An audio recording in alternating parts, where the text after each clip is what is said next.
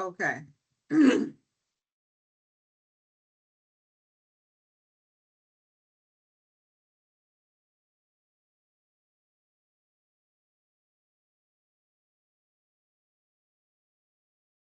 Good morning, everyone. Today, our presentation will be on marketing and branding 101, branding and marketing essentials for construction and trade industries and beyond. Without further ado, I would like to introduce you to our Director of the Small Business Programs Office, Michelle Howard. Thank you. Thank you so much, Michael. I really appreciate that. Good morning, everyone. As Michael said, I'm Michelle Howard, the Director of the Small Business Programs Office.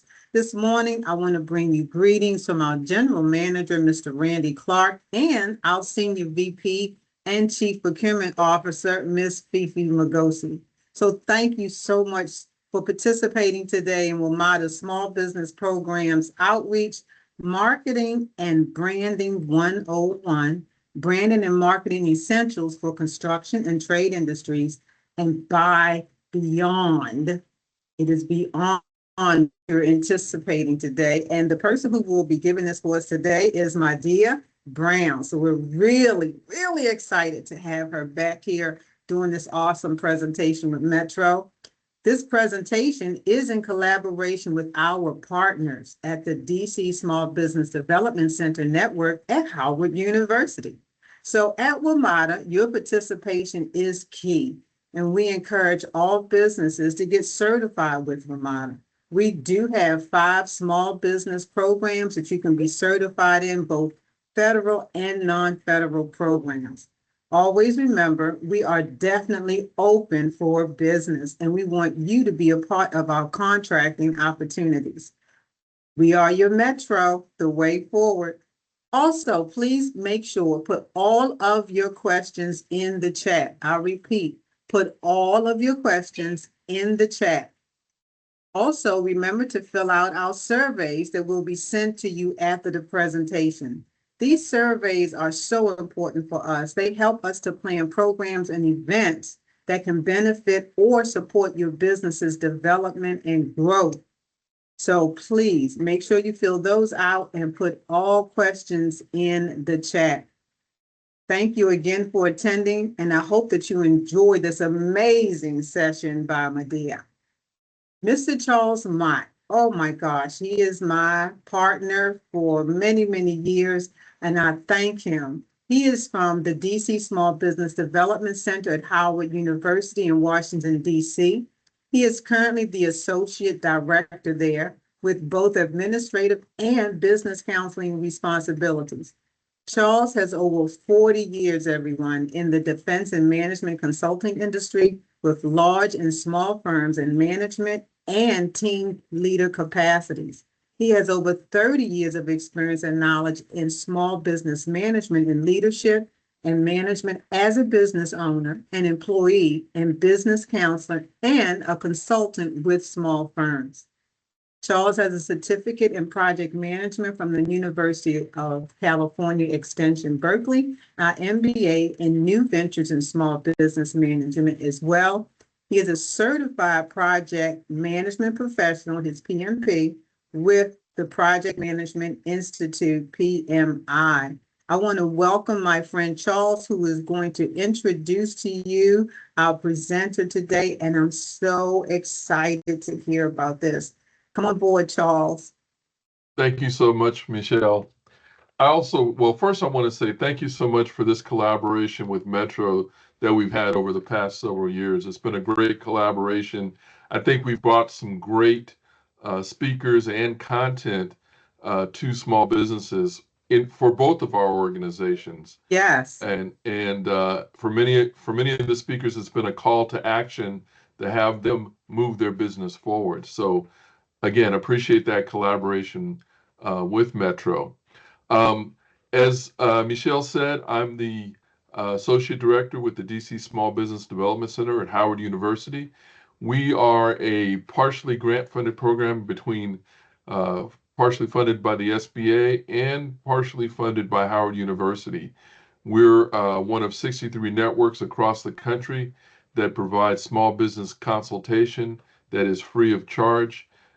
We provide counseling, assistance with access to capital, industry research, and also we provide educational content as represented today by this collaboration with Metro.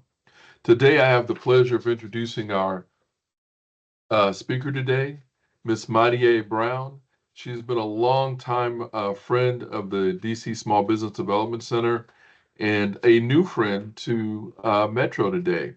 And I just want to thank her because she's provided so much great information, content, and as mentioned before, a call to action to small business to help them move forward.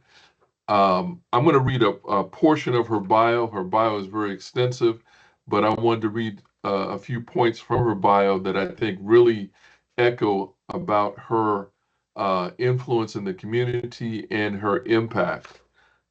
Madia Brown is an award-winning visual journalist and founder of Brandeer, a women-founded and led full-service creative brand marketing communications agency based in Washington, D.C. She's on a mission to help clients turn their audience into the fiercest brand loyalist. They help organizations looking to launch ideas, create experience, and amplify solutions, but struggle with the complexity of developing and maintaining a powerful brand that resonates across diverse cultures and communities. And as someone who counsels many small business clients, I see those issues every day with our clients. Madia has grown her business into a seven-figure agency that's a go-to destination for culturally resonant storytelling, assisting nearly 100 clients locally, nationally, and globally.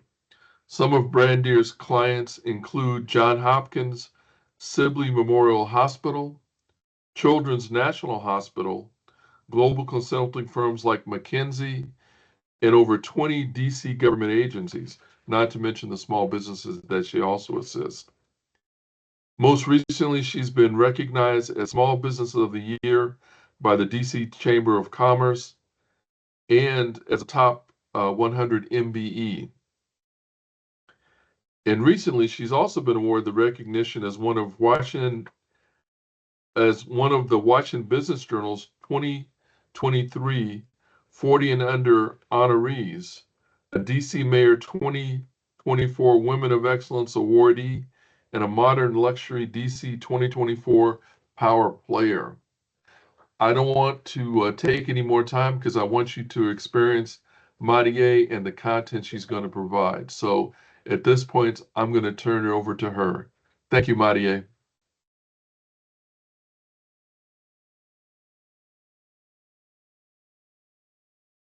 All right, can you hear and see me? We Yes, can hear and see you, and we can see the presentation. Okay, let me share my screen. Can you see my presentation now? Yep, it's up. Perfect. Well, good morning, everyone. I'm super excited to be here. It's always an honor to speak to business owners about branding and marketing. First, I would love to thank the MADA team, as well as Charles and Small Business Development Center for the opportunity to be here today.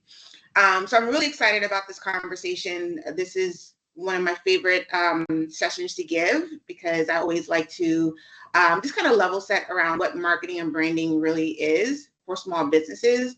Those are words that we often hear, and often the way that we talk about it, or a lot of small businesses talk about it, is incorrect. And so I want to make sure that as we're moving forward with growing the marketing and branding within our businesses, that we're looking at it through the right lens.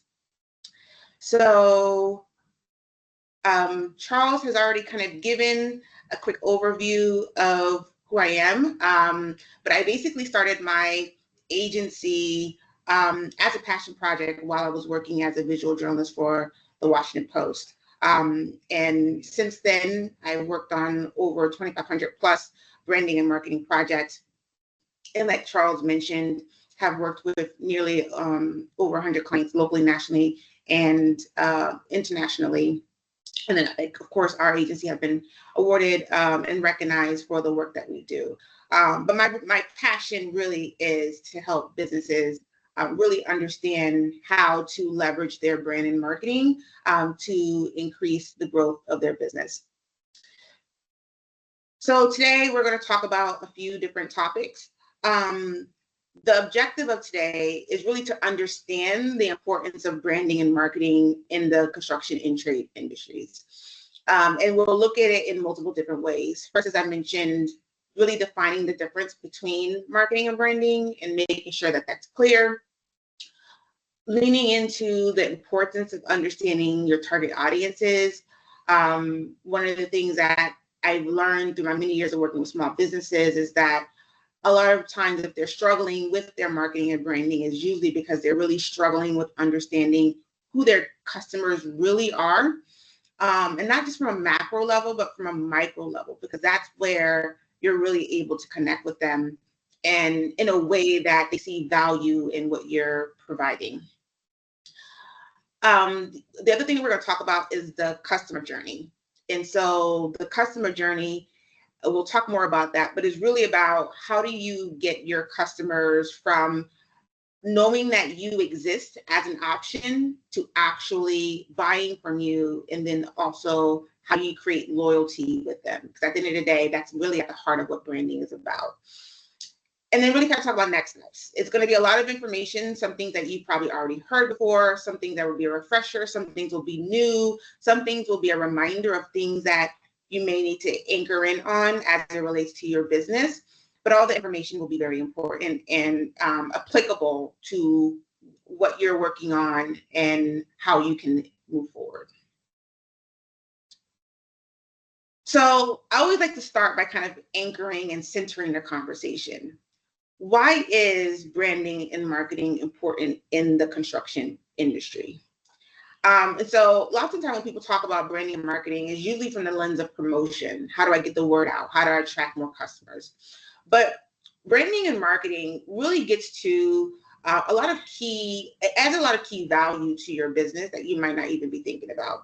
When you are able to brand your business correctly, you're able to define how you're truly different in the marketplace. And as a service-based business, I find out often those types of businesses often struggle because at the end of the day, the end deliverable is the same. And so a lot of businesses struggle with how do I communicate how I'm different if we're all kind of doing the same thing.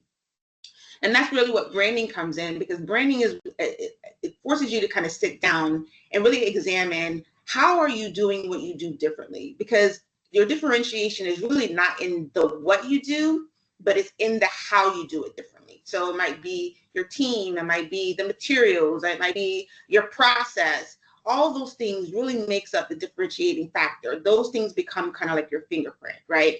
And so it's hard to break out in the marketplace when there are other people who are competitors, when everyone is essentially doing the same thing. And so it's important to really define how are you doing what you're doing differently. The next thing is trust and credibility. At the heart of building a brand is really about, do people trust that you're going to do what you say you're going to do? And so trust is very important. And a lot of times where business struggles because they haven't built up enough of that brand equity, that brand trust in the marketplace for someone to choose you or decide that they want to leave a competitor and go to you. And so when you're able to craft a clear message through your branding and to be able to articulate why you over someone else and how, what do you provide in a way that they can trust that you can deliver, and back that up with credibility by showcasing your expertise in your final results, that is when you're able to kind of really move the market. And so spending time and really defining how you are intentional about creating that trust is really at the core of what branding and marketing is about. The next thing is visibility. And I think that visibility is one of those areas that most people understand when they're thinking about branding and marketing. But it really is at the core of, once you're able to clearly articulate who you are, what you do, and why your customers should care, then it's all about how do you get that message in front of the right people. And that's really where the marketing component of this comes in. And I'll break it down in more detail in a few minutes. And then client relationships. The reality is that the more clear your brand is, the more someone understands your why and what you do and how you're solving their pain point in their problem, the more they can build a relationship with you. And so that's really at the heart of what branding is about, which we'll talk about a little bit later, is about how do you maintain that relationship, that ongoing relationship, because it actually costs you more to acquire a company, or I'm sorry, it actually costs you more to acquire a new customer than it is for you to maintain or retain an existing customer. It's that 80-20 rule, right? So the reality is that most businesses that are branding correctly, 80% of their revenue is coming from at least 20% of their customers, because they built that long-term relationship, that trust, that credibility, and that has ultimately turned into loyalty. And at the end of the day, when businesses are thinking about marketing and branding, it really is about how do you create those loyal customers. And then the fifth one is attracting talent. The reality is that, you know, when you've built up a brand that that's heavy in the marketplace, people want to be a part of it, and it makes hiring easier when you're elevating your awareness and people know about you, know about the good work that you're doing, know that the quality that you're doing, know that you're winning in your business. People want to be a part of a winning team, and so it makes it much easier to hire great talent. And so what I've often found is that when businesses struggle with their team or finding the right people, is usually because, or they're spending a lot of time recruiting and people are not coming to them, is usually because their brand needs a little bit more emphasis, so people are aware of the work that you're doing and they understand about why they want to be a part of that. And then the sixth part, which I think is a part that all businesses want to be able to do, is premium pricing. At the end of the day, no, I have to use Starbucks as an example, and you'll see it more in our presentation. But at the end of the day, a cup of coffee really shouldn't cost more like 50 cents. But because Starbucks has built a brand around the coffee experience and all these other things that come along with it, we pay $7 or $8 for a cup of coffee. And so what does that look like for your business? What are the things that you would like to be able to charge more for if you're able to create that brand equity? And so we find that there are certain businesses that can charge more for their products or their services because they built that into their brand. They built up their brand equity to the point where people see value more so than what the deliverable or what the product is or what the service is. They see all the other value on top of it and they say that it's worth it. Where there are other businesses that's a race to the bottom, right? And obviously it's going to be different for different industries and different test case or use cases. But the reality is that branding helps you get to premium pricing. And I can often say this for my own business. When I first started, how I was pricing and how I'm pricing now is two different things because we've been able to build a brand. And so those are some of the reasons why branding and marketing is important in the construction industry. And so what I want to do over the next slide is really break down okay, we understand the why, but let's break down the what and the how, and how do we begin to actually do this effectively. Okay.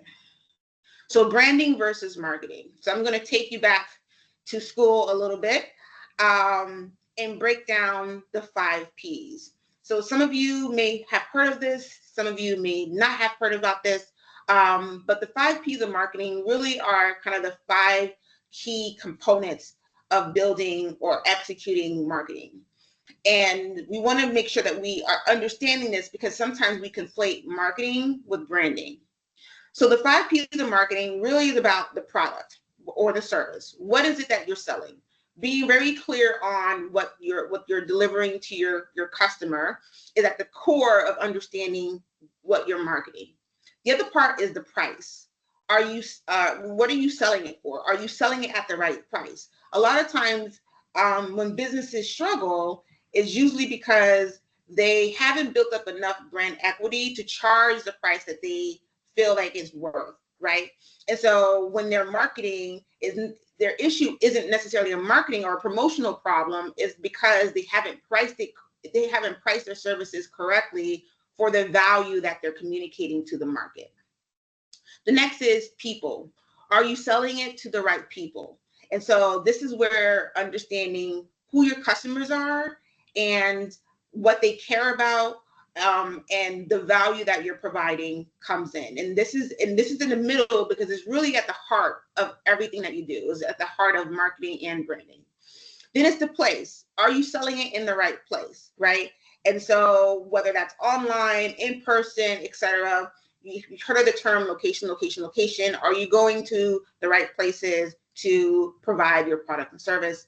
And then the last part is promotion. And so oftentimes when we're talking about marketing in layman's terms, we're not really talking about the other 4 P's of marketing. We're really talking about promotion. And promotion is, how do you actually get the word out?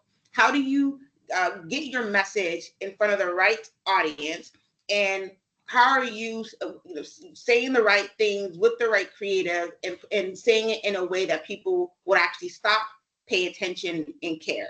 And so the reason why I wanted to start with the 5 P's of marketing is because the promotion is not going to be effective unless the other 4 pieces are effective. And a lot of times, and this is kind of at the core of your business strategy, and a lot of times when businesses are struggling with their promotion, hence what they call their marketing, is usually because their business strategy might be struggling, and therefore it's hard to connect with your audience where they are, because they don't really see the value of the product or the service at the price that you're selling it at, and at the place that you're selling at, or you haven't actually reached the right people who care enough about the product or services that you're providing, right? So those are all of the components of marketing. And in order for marketing to hit a great stride, all of these things have to be on the money, and it all starts with understanding who your customers are, or the people.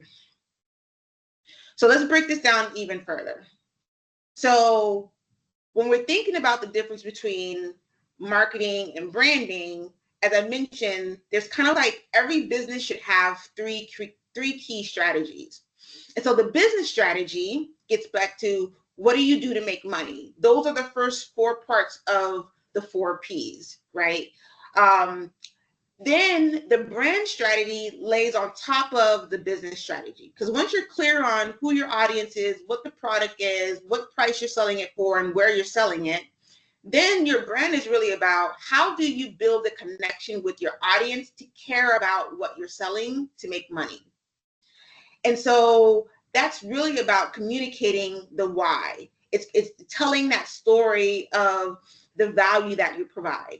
And it's really connecting that value that you say you provide to your customer's pain point, to what they actually care about, and really tailoring it to their needs and their motivations. And crafting, and in that process, you're crafting the right words, you're crafting the right visuals, and you're identifying the right channels that you should then get your message out.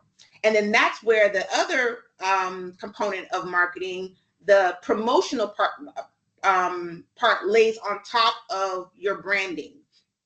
And so that is, once you're clear on all those components of what your customer needs, what motivates them, what they care about, then on top of that, you can say, okay, where do we go to get this message in front of our customers?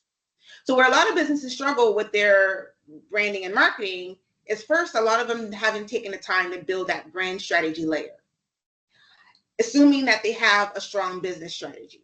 So we're going to assume that everybody on this call has a very strong business strategy. The next part is building out that strategy layer on top of it, that brand strategy layer that says, okay, now that I know what I'm selling, who I'm selling it to, this is how I'm going to communicate to them. And so a lot of people skip over this middle strategy and jump right into promotion. And so their promotional strategy ends up being very ineffective, whether it's on social media, whether it's at events, whether it's sending out emails and RFPs. All of those things end up being ineffective because they haven't been able to clearly articulate the value that they're ultimately providing outside of the service or the product. Because it's not really about the features, it's all about the benefits. And that's what your brand helps to articulate is what are the key benefits that you're providing to your customer outside of what the final deliverable is. And so one of the things that you'll notice about this slide is that your customer is at the heart of every single one of those strategies. And what I often find when I'm working with small business owners, the true understanding of their customer tends to be the area where they struggle the most. And so if the understanding of the customer on a very detailed level is shaky, all the other aspects of your strategy become shaky. And so that's why in this conversation, we're going to spend time really digging into understanding your customer and what specifically you need to understand about your customer so that you can shape your brand strategy. Because we can talk about marketing all day long, but if your brand strategy is not effective, then your marketing is ineffective because your marketing lays on top of your actual brand strategy. So we kind of talked a little bit about what the difference between the different strategies are, but let's dig a little bit deeper in terms of brand, right? So we have an idea what marketing is. Marketing is really about making sure that you're clear on what you do to make money and where you're going to promote your message to your customer based on your brand and all those things that you say that the benefits that you can talk about your customer. Well, what actually is brand? Because brand is one of those intangible things. Again, it's one of those words that we talk about all the time. But the reality is a small segment of people actually truly knows what it means.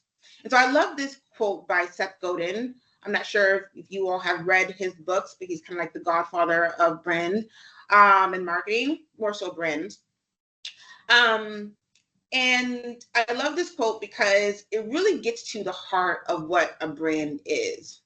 He says, a brand is the expectations, the memories, the stories, the relationships taken together to account for a person's decision to choose one product or service over the other.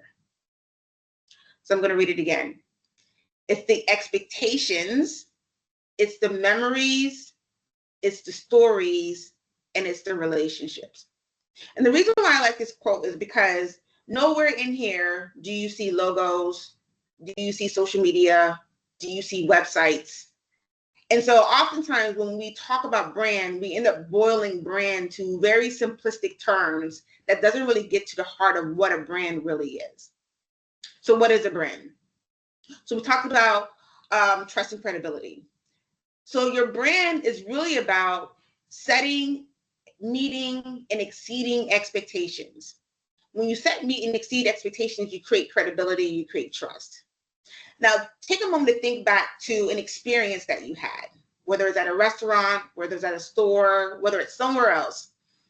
And you had a certain level of expectation of whether the service that you were going to provide or the quality of the product that you provide, that you were going to receive.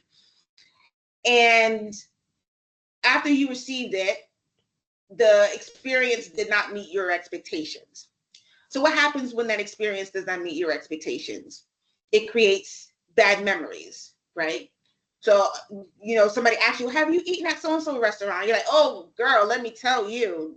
And because it triggers that bad memory of the experience that you had. And that bad memory then triggers you to tell a bad story, right? So you're telling about your bad experience. And now you done tainted the other person who doesn't necessarily want to engage or won't go there because they heard your perception of the situation.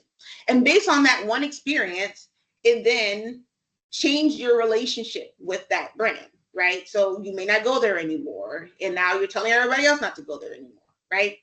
And so when we think about brand is intangible, but it starts with expectations.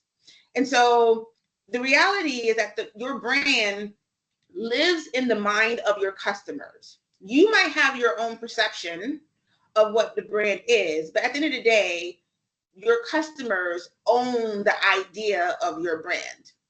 So the reason why we brand is so that we can influence what they remember. We can influence the memories, we can influence the stories, and therefore, if we can influence it in a positive way, we can get them to tell positive stories.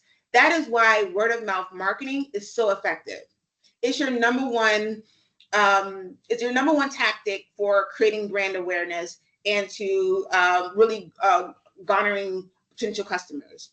The challenge with word of mouth is just it's not scalable, right? If you're trying to reach a lot of customers, because I know probably a lot of people on this call are successful because of that word of mouth, right? The challenge is it's not scalable, and that's where a lot of the marketing comes in. But first, you want to be able to replicate what are the stories that people are saying, right? So that gets to when we talk about messaging and brand. That's why it's so important. The reality is that at the end of the day, your brand is a relationship. And when you're thinking about a relationship, it starts off slow, right? Like, so when just think about a new friend that you made or a friend that you made in the past, et cetera, et cetera. When you begin to build that relationship, first, it starts from nothing. You don't know the person.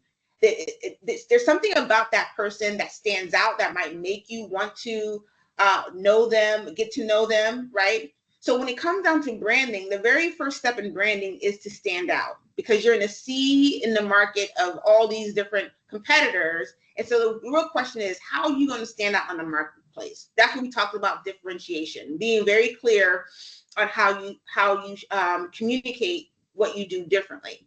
The other component of that we talk about is this is where the visual part comes in. This is where the design comes in, because as humans, we're very visual, right? So when we're thinking about brands, the visual components of brand or brand identities, you want to create a brand identity that is a pattern disruptor, right? So as humans, we see patterns every day. And when we see patterns every day, we get used to seeing them and then we just zone them out. And that's why it's so hard to market, because a lot of times when businesses are marketing their products and services, they're sounding like everyone else, and then your customer is zoning them out. So part of the visual component of branding, as well as the messaging component of branding, is figuring out how can you create a pattern disruption that makes someone stop and be like, oh, hold on, who are you? Oh, I need to pay attention to this, right? And so that's why when you're really thinking about your brand, you really should be thinking about how can you differentiate. So that's the first step. After you create awareness because you stood out and somebody decided that, hey, I want to get to know you, the next part of building a relationship really is about creating a connection. So that goes back to your brand. That's when you're talking about your values. That's talking about, how you're solving your customer's problem. That's talking about the value proposition for your customer. What are the benefits for them to, want to use your product or service, right? And so when you're thinking about connection, think about when you're actually in a conversation with someone that you met for the first time. The first 5, 10, 15 minutes, you're trying to find some kind of similarity. You're trying to find something that connects you all together. For a business, that really is your mission, why you do what you do, how you do what you do, I think I already said why, why you do what you do. But all those things is really about what helps to create a connection in a relationship, right? And so the next step, and as we're thinking about this relationship, then is building trust. Because just because you meet an acquaintance doesn't mean you trust them immediately, right? So there's different ways that you build trust. It's through your expertise, it's through your execution, it's through meeting the expectation, it's delivering on the promise, right? And so that's a component of brand as well. And ultimately, once you're able to stand out, to grab attention, make a connection, build trust, the more you consistently show up as trustworthy, then you create loyalty. And so the purpose of brand is really about how do you create a loyal customer? Because as I mentioned before, a loyal customer is cheaper to acquire than a new customer. So that is essentially what brand is. It's not tangible. It's not one thing. It really gets back to how do you influence, how do you meet, exceed expectations and influence perceptions by making sure that you are delivering on the promise. And then making sure that you're clear on what your client cares about and ensuring that you are incorporating that messaging and that language in your marketing. So when you do get your word out into them, in front of them, then they immediately are paying attention to you because you're speaking to things that they care about, and you no longer are just noise that they're hearing along with everyone else. So how do we actually do that? As I mentioned, all of this really starts with your customers. And because at the end of the day, even as a business, you are building a relationship with individuals. And so you have to think about the way that you brand and market your business, not on a mass level, but on an individual level. And that is the difference between having a target market and having a target customer. So a target market is usually like a general idea of who you're working for. So in the construction and trade, it might be we do commercial projects for commercial clients, et cetera, et cetera, et cetera. That's a really large market. How do we begin to niche that down to you truly understand who are the actual customers that you're trying to sell to? And so when we look at target market, it's really about mass marketing. That's only very effective to very large corporations. And the reason why mass marketing is only effective for large organizations is because it requires a lot of resources. To reach all your customers everywhere in the world, it takes so much money, so much time, so much energy that small businesses really just don't have it. And so as a small business, when you're thinking about your marketing and your branding, you really need to think about who are the target customers I'm really trying to reach. And you do that by then segmenting your audiences into small groups. And when you're doing that, then you might have multiple different types of segments. You might have 3 or 4 different segments, but you're able to then target your marketing activities so that you're being very specific, and you can manage your resources better. You can manage your time better. You can manage the execution better, and you can better measure your results. And so what I'm going to talk about is how you begin to, what's the process for actually segmenting your marketing so that your actual marketing, your promotional, I want to use promotion because I don't, marketing, again, it's confusing, but your promotion is effective. So how do you drill down on your target customer? So most businesses, when they're thinking about their customer or their target audience, they're usually just talking about it in demographic and geographic terms. So what does that mean? Demographics is usually those things that we, you hear on the census. What's the age, what's the race, what's their education, what's their marital status. From a corporation perspective or a business perspective, you might be looking at revenue. You might be looking at number of years in existence. You might be looking at company size. Those are kind of the key high-level information that we typically know about our customers. And then some customers some small businesses just stop there. Others go one step further and they talk about geographic locations. So they might say, well, we only target customers in the Eastern Seaboard. We might just do DC proper. We might do the DMV. And so they begin to niche down. And so if you think about like all the potential commercial customers you could have globally that meets that demographic data, to then regionally, it begins to get that group a little bit smaller. But oftentimes it's not small enough. We need to go deeper to truly understand how we can craft our messaging to the right person so that they actually care. And this is where psychographic information about, or psychographic characteristics or data points are so essential to understanding your customer, because it begins to paint a more complete picture of who your customer is as a person. Because at the end of the day, like I said, when you're promoting your business, you're not promoting to just entities, you're promoting to individuals, because at the end of the day, your brand is about relationships on an individual level. And then there are other layers as well, like behavioral. We won't get too deep into behavioral. We'll scan it a little bit today, but just to give you some understanding. And then once you're able to niche down from demographic, geographic, psychographic, and then behavioral, That is how you get to your target customer. And then I'll show you how you can then begin to use that information to then plan out your promotional strategy and your overarching brand strategy. So psychographics. So what are psychographics? So psychographics are essentially the intangible characteristics about your customer that makes them who they are.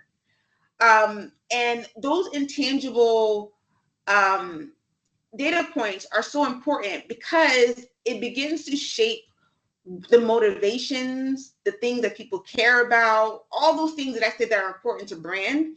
It begins to allow you to formulate how you're going to create a connection with your customer. Because at the end of the day, once you standing out, it's hard in a sea of competitors, but once you're able to stand out, the hardest part is actually creating that connection and convincing someone that you are the solution to their problem and why they want to purchase from you than your competitors. And so these are just some general psychographics that make up an individual. So the first one is social class. And so when you're thinking about this on a trade or a construction level, you're probably thinking about this more so around revenue size of business, but also like what are the types of things that they're buying and what's the quality, et cetera, because every different customer may have a different value system in terms of the quality of the product or service that they're trying to buy. Are they looking for something that is more cost effective? Are they looking for something that's more high value and luxury, et cetera, et cetera? So when you're thinking about social class, it's really about the data point that provides is how they spend, depending on what class they're in, they spend money differently. And so that's very important for you because you want to make sure, going back to price, is the price of your products or services in line with the customer who you say you're trying to purchase from. So if you're trying to sell something that's a more high value, more premium cost, but you know that your customer that you've been targeting is typically on the lower side, it might mean you might need to find a different target audience, right? Or target customer. So that's one of the things that you look at. The next one is purchasing motives. This is a very important point to understand. So when you're thinking about purchasing motives, like why is this person going to, what's the catalyst or what's the trigger that's going to force this person to buy your product or service? Usually it's probably around a planning of a project. Usually it's probably around some need, but the more you understand what they need and when they need it, the better you can position yourself to be ahead of time in terms of some of their decision making when it comes down to some of the products or services that you are providing. And so really digging into that as it relates to your customer would be very important to help, again, round out this portrait of this or this picture of the person that you say that you're trying to target. The next one is interest. So this is an interesting one because, again, when you're even in the construction and trade perspective, at the end of the day, when you're selling your products and service to an organization, you're interacting with a person. And again, your brand is really about building that relationship. And so it's very important to understand what are the interests of the person that you're buying from. I like to give a general commercial example of why interests are important. If anybody goes to a basketball game or a sporting game, you see that there are all these brands and logos that are being promoted, Geico or whatever. The reason why they promote their brand there is because they know that their customers are interested in sports. And so what is the best way to get your brand in front of them? So a lot of times when you're thinking about actually promotion of your brand out into the marketplace, it's getting your brand in places that your business, that your customers go. So it might be sponsoring events. It might be, if events is somewhere that goes. It might be if there's a trade magazine or a trade publication that they read. It might be putting some thought leadership in there. So it's really about understanding what are the interests of your customer, where are they going to get information, where are they going to spend their time, and in figuring out, and then obviously making sure that it makes sense and aligns with your business objectives, but getting your messaging and your brand in front of them where they are is a higher way to create brand awareness. And I'll talk about this a little bit later in the presentation, but the reality is that a lot of businesses are struggling because they're not able to create brand awareness. And it takes at least 7 to 12 touches to make someone aware that you exist. That means that somebody needs to see your business, your brand, your messaging at least 7 to 12 times before they actually even recognize that you exist. And so oftentimes what a lot of businesses are struggling is because they probably do something sporadically, once in a while, in 1 or 2 places, and it doesn't trigger enough, right? And so that's why interests are important, and that's why when large brands are trying to target their customers, they blast it everywhere, and they go where their customers are. The next one is values. I've talked about values a couple times, but values are important because that's where you really create the connection. Because if you value what I value, I'm more than likely going to purchase your product or services. So if your customer values green and sustainability and all those different things, and you're positioning yourself as that, then you're creating a connection there because there's alignment of values, right? And there's all these other values, not just the technical values. It could be how they value their working relationships. It could be how they value the way that you put together your product and your team. So really get into the nitty gritty of what do they actually value on a intimate level will help you then craft your messaging and your value proposition in a way that creates a connection and shows the value of you and your benefit of buying from you over someone else. Then we talked about goals. So what is their ultimate goal? What is your customer trying to achieve? And it's not necessarily about the deliverable or the product. And I think that's where a lot of businesses struggle, is that they're hyper focused on, well, the goal is for me to execute on this. Actually, there are like 5 or 6 motivations and overarching goals that people have when they're buying. And a lot of times it's psychological, and it has nothing to do with the end product. It might be, the person who is buying from you, they want to look like a hero to their boss by bringing in this, this contractor or whatever on this project. And so they just want to make sure that the quality of work is spectacular so that they can have, they can be the hero at work, right? And there's nothing wrong with that. But how do you ensure and how do you communicate that the value that you provide that helps that customer achieve that goal, right? So it's really getting into what are their ultimate, what do they ultimately want to achieve by the end of this project or whatever, and with the engagement with their vendor, et cetera. So you want to kind of think through that and really kind of have an understanding of what that looks like so that you can better position yourself in their mind. And the other thing is opinions, right? So we all come with our own opinions and biases when it comes down to certain products and services. Your client or your customer might have a very specific perspective about the work that you do. And so the question is, does their opinion about the work that you do align with what you provide? Do they require some education so that they can shift their perception? Is what they're thinking in line with, what you provide? And also, sometimes they might have opinions that might create objections to using you or from changing from someone or changing from one competitor to the other. And so your goal is to figure out what are their current thoughts about the work that you do and the environment in which you do it in, and how can you help influence? Sometimes we as business owners are providing a product that needs education. And so a lot of times when we're marketing, it becomes ineffective because the client just doesn't get it, right? And so it's important to understand what are their current opinions about what you do so that you can figure out what is your approach to actual promotion, what is your approach to actual messaging so that you can better position your product and service for that. And then activities, this kind of gets back into interest, but what do they do with their time? How do they spend their time? What kind of activities are they involved in?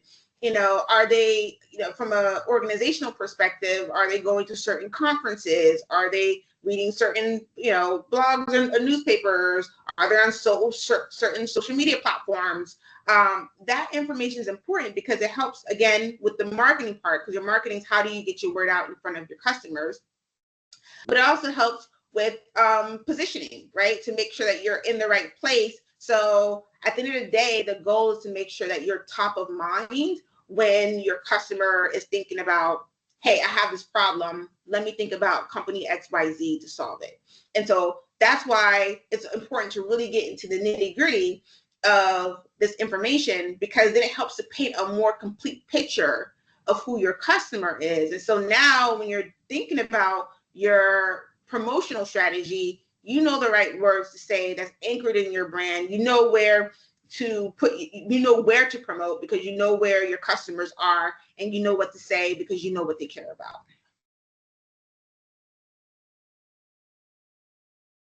And in attitudes, this kind of aligns with opinions a little bit, but do they have specific attitudes about the problem that you're solving, right? And so how do their current attitudes align with the way that you're talking about the product, or are their attitudes slightly different? And so again, this is an opportunity for you to dig deeper into what your customers are really thinking so that you can help use that information to better structure your promotional strategy. And then other things are just personal characteristics. And these can be anything from, political affiliations. It can be whether or not they care about sustainability. Again, it can be about how they spend their time. It's just really that nitty gritty. So the question I usually get after kind of going through that list from small businesses is like, well, how do I get this information? And so I always like to say that you should know as much about your customer as Amazon knows about you. And what I mean by that is that, yes, you might get a survey one or two times about your experience, but at the end of the day, Amazon has built information and data gathering into their processes to understand what are the things that you like, what are the things that you care about, when you need it, what your buying motivations are, for them to be able to build out a holistic profile of you. And if you think about it, a lot of customers or a lot of companies do this by giving rewards cards. The rewards cards, yes, it's supposed to be like a benefit for being a loyal customer, but the reality, it's an information gathering and tracking and data collection tool. So every time you swipe it, they know what you're buying, how much you're spending, when you're buying it, all these different behaviors and characteristics, and they can paint a portrait. Now, obviously, as small businesses, we don't have the resources to build out very complicated data gathering tools to do that, but we do have access to some low-hanging fruit. Adding questionnaires as part of your intake form and your outtake form. So when we work with the client, we send them a questionnaire at the very beginning just to learn some things about them. And then also at the end, just to kind of, gauge the experience as well, learn from those different things. We ask very specific questions. Same thing. And throughout the experience, we're asking these kind of questions to gather these different data points. So there are multiple ways that you can gather this information, but the most important thing is that you have to be intentional about it. And the easiest way to do it is to build it into the way that you do work. And if you're building it into the way that you do work, you're gathering this information automatically anyway. And so when we're looking at, as a recap, what are the things that we're looking at, the difference between demographic, geographic, psychographic, and behavioral, which we didn't get into, but touched on a bit. Demographic, again, is age, gender, income, education, social status, family, life stage, occupation. For our companies is revenue, length in business, size of team, et cetera, et cetera. Geographics is location, right? Country, city, density, language, climate, area. And psychographics, what we just went over, includes lifestyle, activities, interests, opinions, concerns, personality, values, attitudes. And in behavioral, gets into like what are you looking for? So benefit stops, purchase usage, like how are you using the product or service, life cycle stage. So when are they looking to purchase, when in their life cycle are they looking to buy your product or service. So you might look at it from a program or a project life cycle for some of the work that you all are doing. What's the intent of using it? Why are they purchasing this? Occasion, is there a specific reason why they're buying it? Buyer stage, we'll talk about buyer's stages in the buyer's journey later in the presentation, but what step in the buyer's journey are they in when they're searching for your product or service? Engagement, how they're interacting with it, where are they buying it from? Are they going to your website? Are they looking at your social media? Are they, responding or, reaching out to you directly? What do those touch points look like? And then user status. So, essentially, where is the user in that moment when they decide that they want to interact and engage your products or services? So look like a case study, and I like to use commercial ones because they're usually the ones that's applicable across, and people tend to understand. And so if we're looking at building out a customer profile, you can see how for Starbucks, which I think that most of us on this call probably have already had some, are familiar with it. You can see how they build out their customer profile by really digging into those kind of 4 areas. So demographic, they define it between 22 to 60, males and females. They originally started, before they started mass marketing, just to students and employees and professionals, because they knew that those were the ones who probably drink coffee the most. But obviously now they've expanded globally, so they've expanded their market as well. Geographic, they're all over the world, but mostly in urban areas, though during the pandemic, they expanded to suburban areas with kind of the drive-through coffee as well. So, now they're kind of pretty much everywhere. But they started obviously in Seattle. Psychographics. So this is where they kind of break down their customer, all the people who can drink coffee located in these areas, but who specifically are we really looking at, right? What do they actually care about? They went through all those different characteristics that we just went through to kind of categorize them into segments. So one segment was middle and upper class. Another one was a mainstreamer, so someone who was mainstream, always, kind of leading the pack. Someone who's an aspirer, so someone who, really liked for new ideas or was adventurous in some way. They classify someone as a succeeder, so someone who's like hungry, always going after their next thing, because again, they need coffee. Someone who's an explorer, again, going back to the adventurer, and then someone who's a reformer. So this is kind of how they kind of categorize their customers, but really looking at those different characteristics. And then from a behavioral perspective, they wanted regular users. So they want people who drink coffee a lot, right? So I am not the core customer for Starbucks. I go there every once in a while. But there are people who are Starbucks fanatics and will drink a cup multiple times a day. The hardcore loyalists, those are the people who really love coffee. That's who they're targeting with their marketing. And so they're very intentional about how they position themselves, and they adjust their messaging differently to each one of these different segments, because each one of them care about something different that Starbucks provides. But they're able to niche down and paint a more complete picture by really digging into who their customers are from a psychographic level. So now that we know, actually, let me take a look at the chat, because once I get going, I get going. Let me see. Is there anybody in chat? Nope. Okay. No questions. All right, great. We'll keep going. If you do have questions, feel free to drop it in chat, but we'll still be able to go through questions at the end as well. All right, so now that we know who our customers are, and we got very granular in who they are and what they care about, and we really align them with our values, that is at the core of building out the brand, right? Because once you have all that information, then you can establish your expectations. Then you can influence what your people perceive through your messaging and how you promote and get the word out. That is everything that we talked about. The truly understanding your customer is really at the heart. I mean, it's at the heart of your business strategy, because hopefully you're providing a product and service that people actually care about. But once you've defined that, now it's really getting into like, what do they actually care about, and how do I speak to it? that is what we just covered from a brand perspective and really understanding those psychographics of your customer. Now, let's assume that you've already did the work, have your customer segments, are very clear on who your customers is. Now you're trying to promote and move them down the buyer's journey. That's what we're going to talk about. So first, what is the buyer's journey? So let's go back to marketing, the 5 Ps. So the first 4, as we talked about, is really the foundation of your business strategy.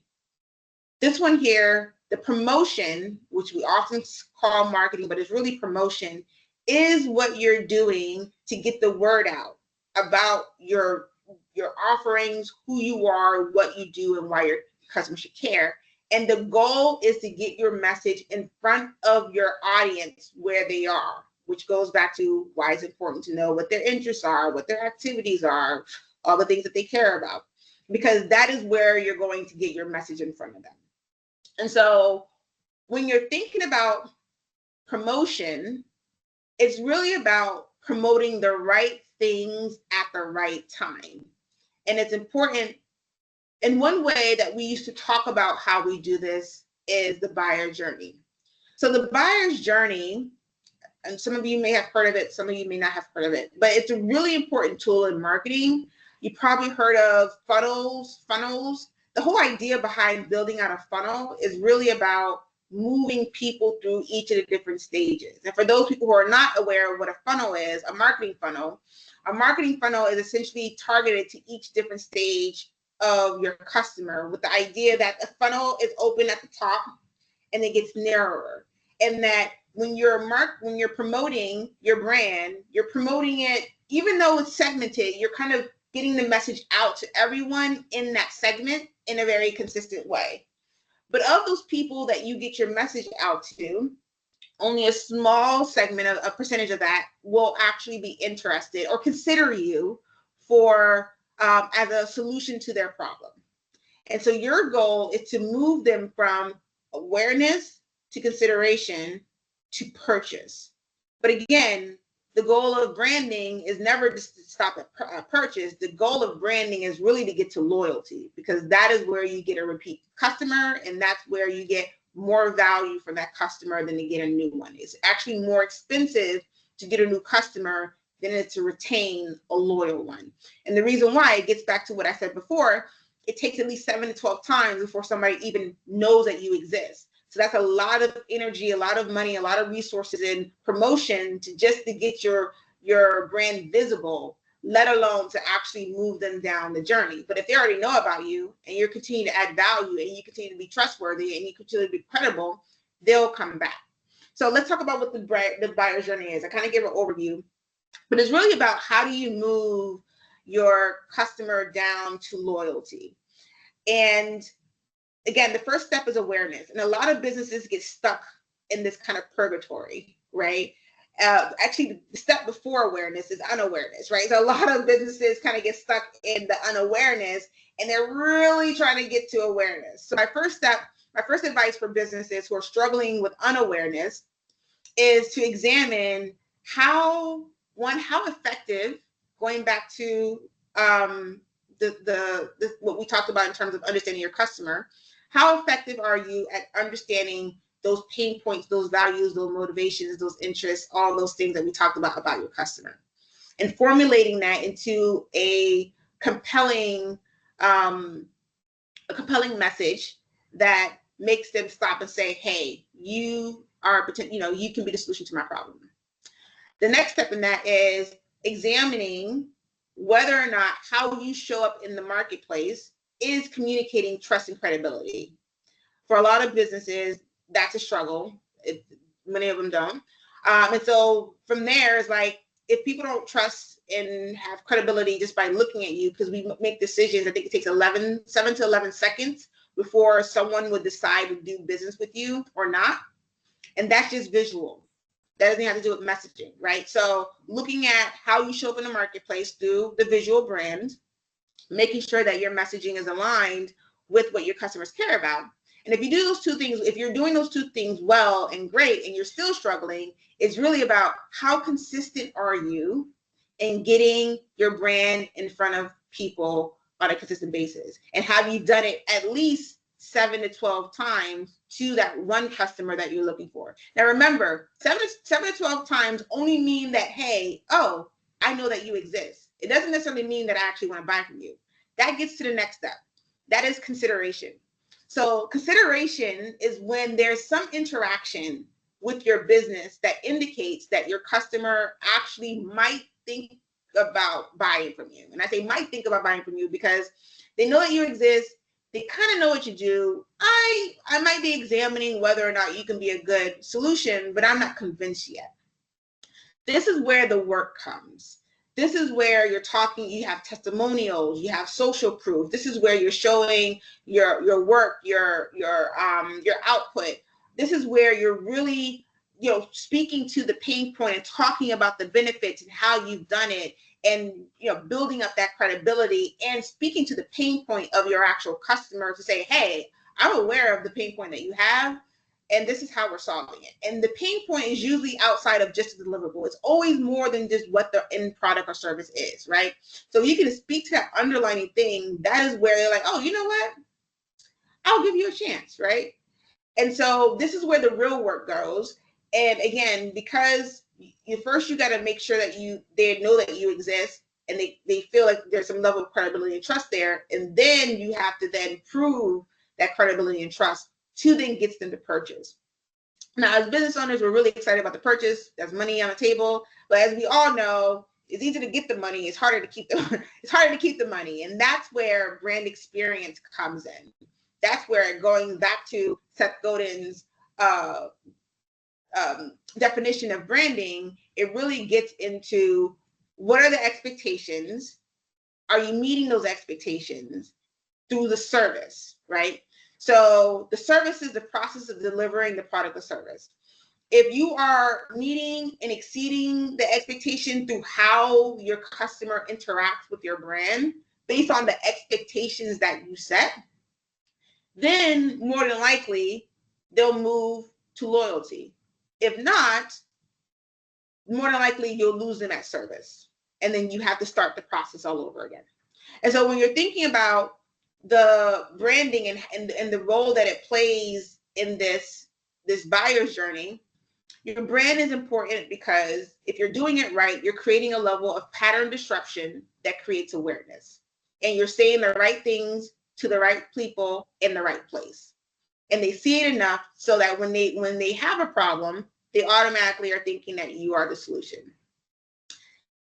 In consideration, where your branding comes in, is because when you are very effective in articulating the pain point and how you solve it, it creates that connection.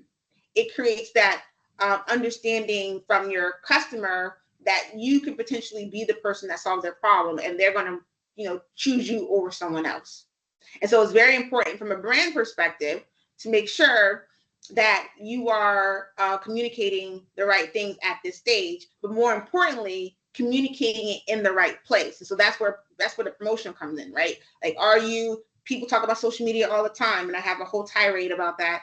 But the reality is you don't need to be on every single platform. You only need to be on the platform where your customers are. And if you're in, and that's if your customers are even there. That's if your customers are even getting engagement there.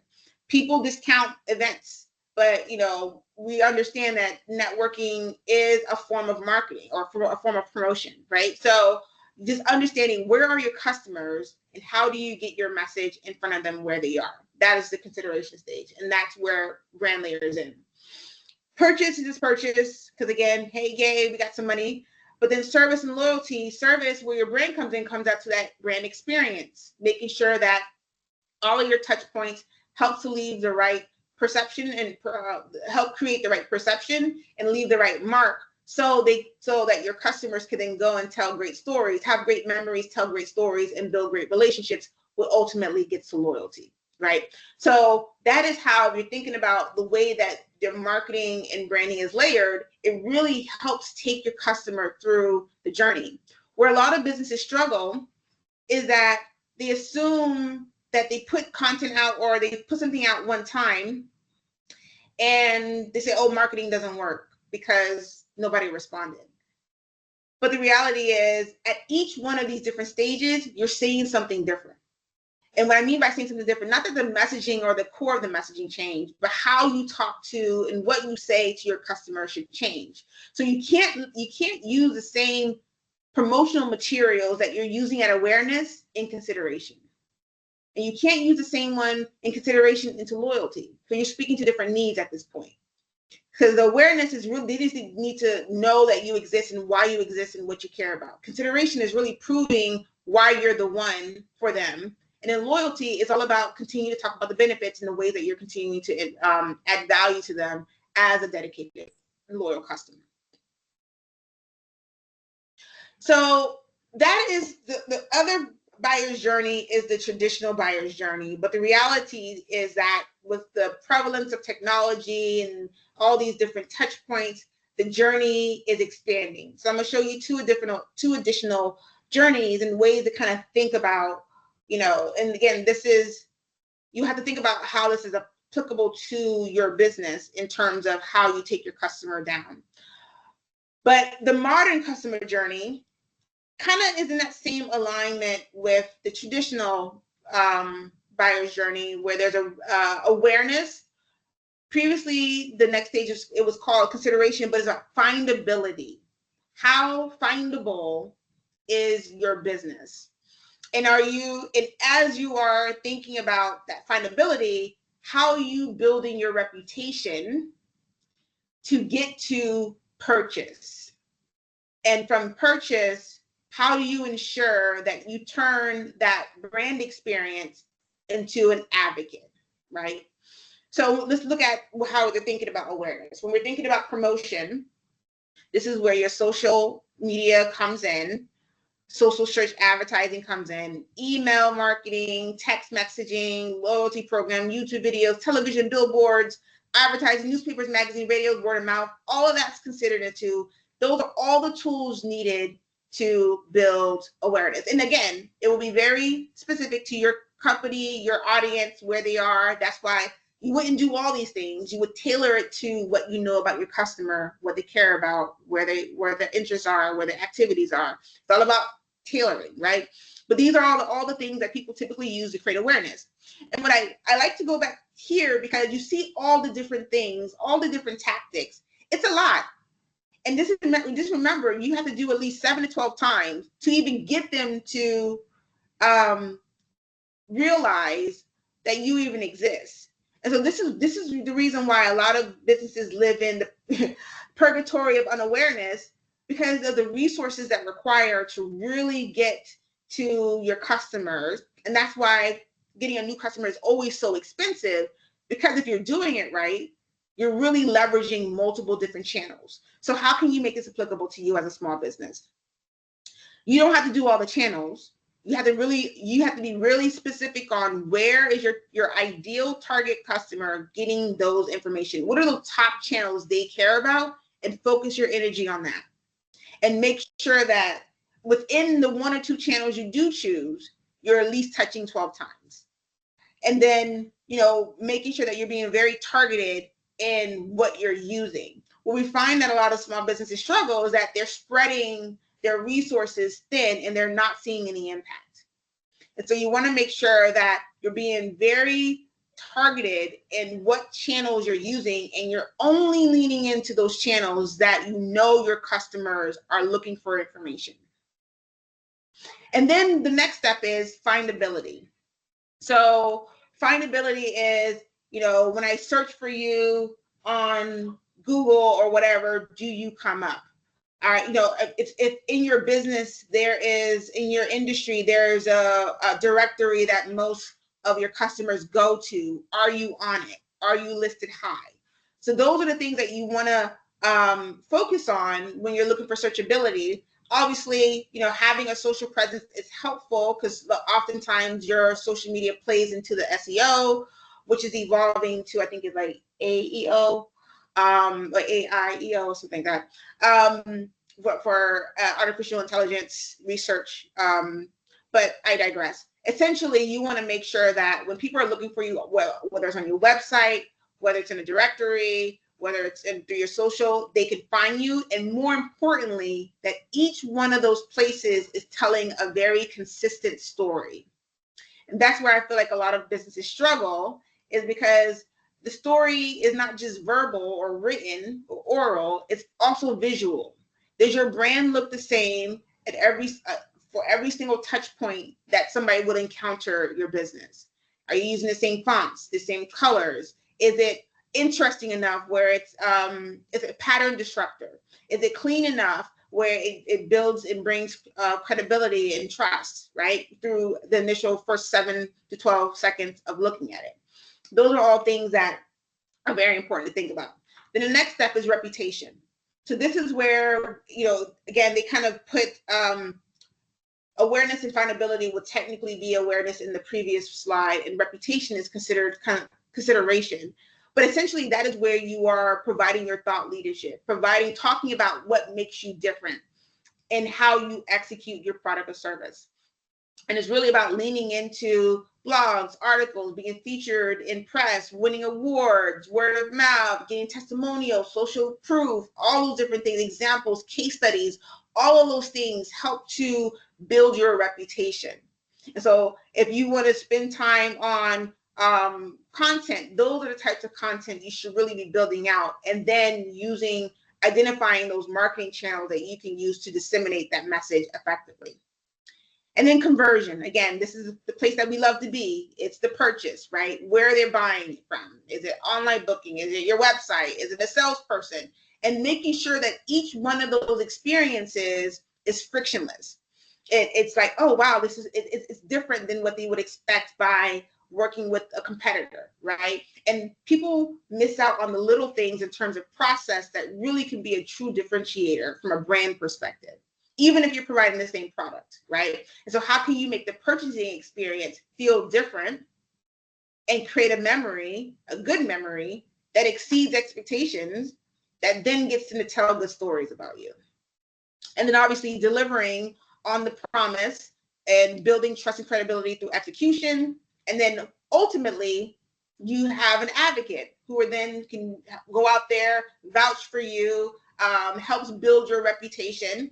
And so, you might get them to do a review, might then write a blog, might do an interview, might do a podcast, might just help them refer other people, or just highlight the experience via your social media posts. So those are ways that you think about, as all the things that we talked about, that layers on to thinking about your marketing. And so I'm going to show you one more customer journey, because again, we're always evolving, and is the reality, the customer journey, it's easy to learn in a linear way, but it's actually not linear. This is what a customer journey actually is in the real world. The reality is that somebody might do research to create awareness, or they might be touched on social media and they know that you exist. Then they might go to your website and they might look at you for a minute and say, oh, I'm not convinced that this person can solve my problem. And then they might see your post again, and then they might say, you know what, I do have this problem. And then they might look for your social media to see who else is, or social proof, or look for a review. Then they might go back and forth. So basically, the reality is that the customer journey is not linear. And so therefore, you kind of have to work all of the different steps of the customer journey at one time. But it's important, again, because of lack of resources or minimal resources and time, we want to be targeted in how we're thinking about each one of these steps. But more importantly, we want to make sure that we're consistently telling the story across all of our touch points. And a touch point is basically, what are all the ways your customer will interact with your business and ultimately your brand? Because each one of those touch points creates a memory. And that memory is going to be dependent on whether or not that experience exceeded or not exceeded their expectations.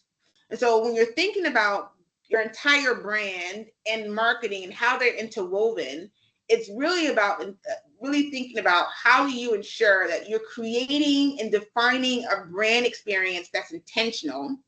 So it doesn't matter how somebody reaches you, where they go back from awareness. I know about you, then I forgot about you, and now I'm thinking about you. And now I'm not ready to buy from you, so we're going to go back to awareness, then I'll come back. As they're going through this whole experience, is it a pleasant experience that they will say, you know what, ultimately, I think I'm going to decide to purchase from them? Or is it a very inconsistent experience when they go to your website, when they go to your email, when they interact with your salesperson, when they go back to your website, when they, meet you at an event, when they receive an email from you? All those different touch points helps to make up the full experience of your brand and will ultimately impact the success of your brand, no matter how well you promote it, right? So you want to make sure that when you are promoting your brand across multiple different channels, that you are being very effective in being consistent in what you say, how you say it, who you're saying it to, and communicating the true value that you ultimately offer. So that is really how branding and marketing is interlaced. It's a lot, which is why a lot of businesses struggle with it, because we talk about these things in such simple terms, but the reality, there are a lot more complicated, and it takes a lot more intention to ensure that every single one of these layers are working well. So, and I'm going to talk about next steps and how I have a tool that potentially help you with that. But I want to kind of leave a question with you, and then we can open up questions, and then I'll spend some time kind of going through a tool that we built to help solve the problem for a lot of businesses who are trying to figure out what to start, how to begin, and how to essentially move their customer through that customer journey in an effective way. So the question is, what will you do to move your customer down the journey? So I'm gonna take a moment. If we want to put some comments or questions in chat, is there anything in chat? Any questions?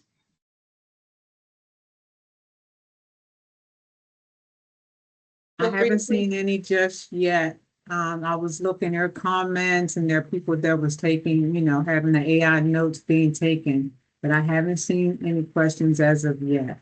Okay, these people are. But you do have comments. Already. You got some good comments in here, so that's good. Great. I don't see. Maybe I'm not seeing the comments. Okay. All right. Well, let's keep going. Hopefully, thank you for noticing, will session be recorded and distributed? I think that's a question for the Lamada team. I'm assuming the answer is yes. All right, so as you're thinking about your customer journey, one of the things that we did, in addition to having my agency, one of the challenges that I identified that a lot of businesses had was essentially knowing where to start and building out that brand strategy that helps them with their promotional strategy. And then really figuring out how to then take that promotional strategy and move their customers down the customer journey. And so what we've built in terms of Brandier is a AI-powered brand tool that essentially helps emerging business owners or business owners in general and organizations build all the strategies in their toolkit to effectively build and grow their brand. And so we built the tool for all stages of your brand. So from brand creation or rebranding for those who may not have built a brand that is a pattern disruptor, that stands out, that leads credibility, that does all the things that we talked about. We basically anchor the process in brand strategy. So it literally walks you through the steps of building a brand, create a brand, and then also helping you manage and scale the brand with the ultimate goal of helping you measure and grow the brand. So it's a tool for all stages of your brand journey. And it's really focused on leveraging our agency's proprietary process for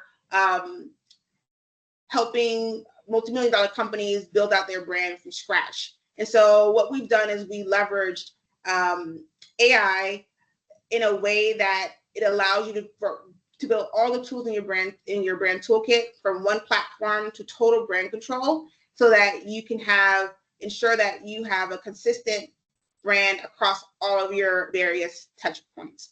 And so the tool is, I'm really excited about it because it helps you build out all the strategies that you need. It also has the ability to connect with a brand advisor if you're going through the process and you're feeling unsure about certain things or need some advice. In addition to that, it auto generates all of your assets to ensure that there's consistency across all of your brand assets. Builds out your brand guide, again, to ensure that you have effective messaging across your channels.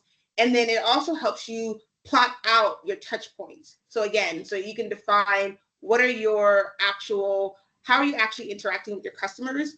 And it, more importantly, it builds out your customer profile. So all those things that we talked about from a psychographic perspective, and your ultimate customer profile, it helps you create those tools so that you can better target and segment your customers. And so let me see here. So some of the features that it includes is that you can build all the strategies that your business needs. So not only just your brand strategy, but in this new feature, we are helping you with all the other strategies, such as your social media strategy, your marketing strategy, your event strategy. All those different strategies our goal is to be able to build out those frameworks so that you can put together a plan that will make it effective for you to be able to move your customer down that customer journey. The other thing, as I mentioned, what we're really excited about is that now you have the ability to have an on-demand brand advisor. What we found is that we have a lot of businesses, they might have someone managing their social, might be managing their email, might be helping them with some of their marketing, but what they're really lacking is someone who can give them some strategic advice when they need it, or give that person who's managing those things strategic advice when they need it.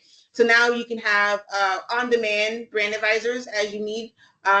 Whenever you have a question or you're about to launch something or you're struggling with some aspect of your marketing and branding, now you can be able to reach out to someone directly. And so we have a host of a lot of amazing features in this platform. We're actually we've released our first version last year. We're actually releasing version 2 the next couple months. And so we're actually doing a wait list for those who are interested. It's free to sign up. Part of it is also a community as well. There are some paid tiers, but we're allowing some basic access through our free community and the free tier where you can try out some of the strategies. So if you are interested in learning more about the platform and how it could potentially help you, feel free to scan the QR code. And with that, I will answer any additional questions. And I thank you so much for your time. All right. Thank you so much. We do have one that has just popped up. It says, what advice would you give to small businesses completely new to the market they're trying to break into? Are there specific marketing steps for these small businesses? Should target versus experienced small business? So I know you talked about a lot of this in the beginning. I don't know if they had, caught some of that, but yes, that's what they have. They're breaking into the business completely new. Absolutely. Well, so thank you so much for your time. So the first step for every company is really to understand, as I mentioned, the 5 Ps, being very clear on what your service you're providing, being very clear on the price point you're trying to sell it at, being very clear on where you're selling it, and then being very, very, very clear on the customer. The customer is really what's going to make the impact on everything that you're going to do. So who is your ideal customer? Where can you find them? What do they care about? What is it about your product and service that they really need? And really craft that profile very clearly so that you can clearly see. And we call it a persona. And I mean, many of you probably heard of that term. We call it a persona, but a persona is like a fictional person, a fictional example of a realistic customer that you want to acquire. And once you're able to really paint the picture of who that customer is, then it makes it easier for you to understand how you're going to reach out to them, what you need to say to them, and how you need to get in front of them, right? If you're, one of the things that would be very important, we talked about trust, we talked about credibility, we talked about reputation, all those different things. The reality is that more importantly, people want to know that you've done the work. So if you are completely new to the market that you're trying to break into, how, like, what are some past performance? I'm trying to figure out another way to say it.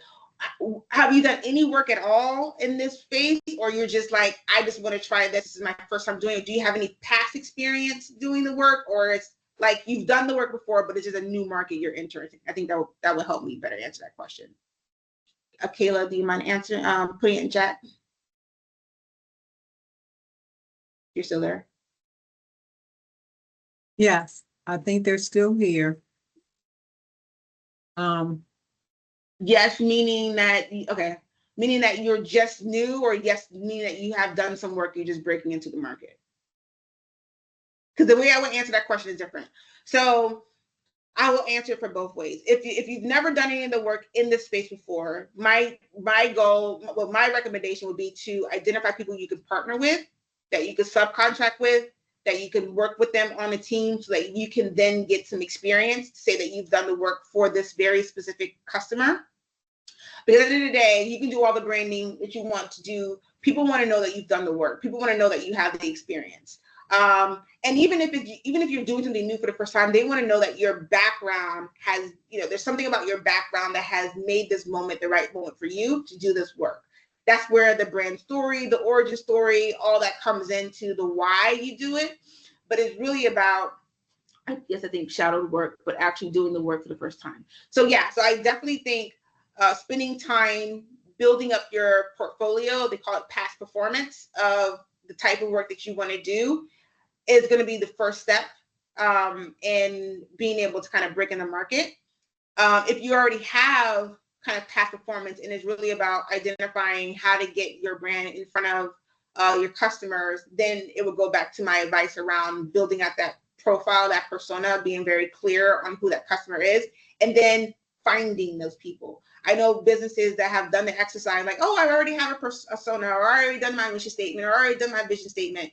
But the reality, a lot of the things are incomplete, which is why we built Holobrand. And so because it's incomplete, it's not effective. So we want to make sure that your persona profile is complete, that you're looking at the complete view of who you say you want your customer to be.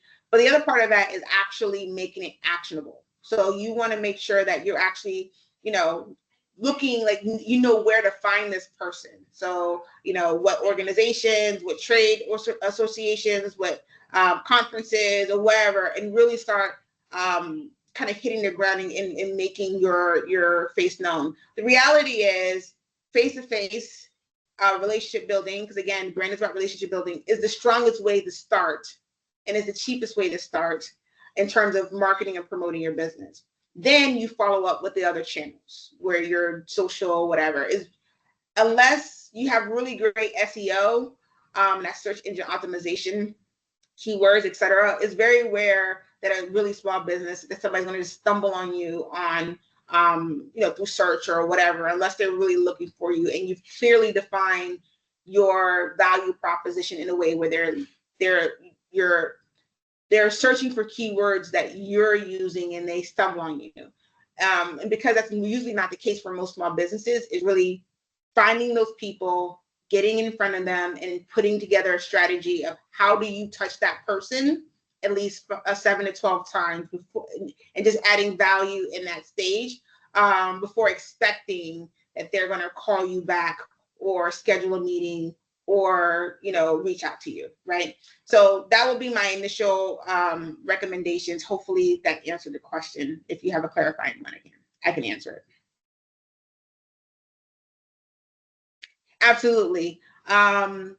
Understanding the competitor landscape. I mentioned competitors multiple different times through this presentation. One of the things that my platform does is it walks you through competitor research.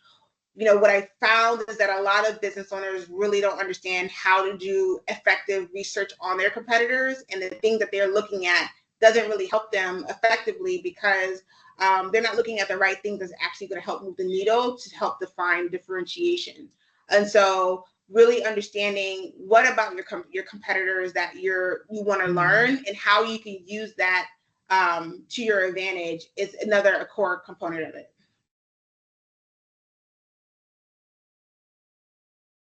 Any additional questions? I don't see any. If you have any questions, guys, please put them in the chat. This is your time to put them in the chat. While we're waiting for that, I just want to tell you that, girl, you did the today. I mean, these are tidbits, these are diamond nuggets that like people don't realize about the whole branding marketing concept, So everybody, let's please give my girl, Mighty A round of applause for such an amazing job. Thank you. I was taking my own, girl, look, I was taking my own little notes when you were talking about what is the difference between the market and branding. And then you did the quote on what is a brand. I'm like, oh, okay, I haven't heard that before. Like, that's really good, But I'm going to tell you, what's really stuck was that word of mouth marketing is number one, even though it's not scalable, because you're right. It can be the simplest thing. I could be going to the grocery store. I'm like, oh, well, I only go to Giants to get such and such because they have this. Oh, yes, the other day I went to America's Best Eye, they have. So people don't realize that they are marketing for that brand. It just becomes a simple conversation and you don't realize it. I was like, oh my, she said some diamond stuff up in here. I really love the part you talked about when you said that, the brand is like being in a relationship, right? It's talking about the value and how do you nurture, that relationship when you're trying to think about, who's going to be your customer, who's your target customers and things of that sort. I thought that was just awesome. The other thing was when you said target market versus your target customer and how they're so, it's really a big difference in how you would come up with a strategic plan to move forward with those type of, graphics and everything. I just want to say thank you, thank you, thank you. Everybody, you need to scan, you need to make sure you got her information down because this woman right here, she has the answers for you. She has the answers for your business. And I'm just thankful. Thank you so much. Like I said, this is my passion. So I absolutely love sharing knowledge. That's why I build my tool because I realize that a lot of the small, it takes a lot of time to learn this. And as business owners, we're really great at the thing that we're starting our business at, but we have to wear so many different hats and become expert in so many different things. Yes. And so I wanted to take the time and the energy that it takes to learn this individually and put it into a product that would literally walk you step by step to build everything that you need to do it. So I'm going to put my link in. Look, please, people are asking, how can they follow you? If you guys have any more questions, please put all questions in the chat, or, you can take that time to reach out to her on your own. I just want to say thank you again. Let me come on camera. I want to say thank you again for coming out and doing this for us. I'm going to always leave the door open, girl, for you to come back and just, how you say, put this information out to the businesses and everything. I believe we missed if I didn't thank Charles. Our partnership with him has been amazing over the years. And I just want to thank him as well for making the introduction and for us being a partnership. I really, really do appreciate everything. I also want to give a thank you to my team, the Small Business Programs Office Certification and Outreach Team. I want to thank Michael for his amazing job today. We had Shanae on board today. Thank you two so much. The rest of the team is Marlo and Liliette, Hannah, Heather, and Sierra. That is such a small team that does a big job with bringing people together to get this type of educational information. I also want to remind you about, as you see on your screen, the next upcoming outreach is back office best practices, preparing for your procurement year-end success. This is also important too, but I can't say enough about Mighty A, and I just want to let you know the door is always open. So I don't see any more questions in the chat. I'm hoping that they got your information and scan. We will make sure that we send it out.